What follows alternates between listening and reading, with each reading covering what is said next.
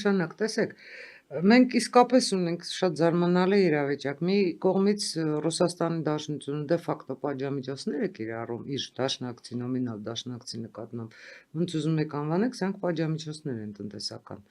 Եվ ներկայացնում է պահանջներ, որոնք իրատեսական չեն իրականացման տեսակետից։ Մյուս կողմից ունենք Բրյուսել։ Եթե Մոսկվան պատժամիջոցներով է խոսում դաշնակցի հետ, Բրյուսելը չլինելով համենայն դեպս իրավապայմանագրային այդ բազան Հայաստանի Հանրապետության հետ չունենալով, հանդես է գալիս Հայաստանի Հանրապետության տնտեսության, գյուղատնտեսության, անվտանգության, Հայաստանի Հանրապետության քաղաքական աջենդայի առաջին կետերի անվտանգություն, տնտեսություն, խաղաղություն, պաշտպանությամբ։ Հիմա այս պարագայում ոնց է պատահում, որ Հայաստանի Հանրապետությունում լինում են ընտրություններ եւ մոտավորապես կես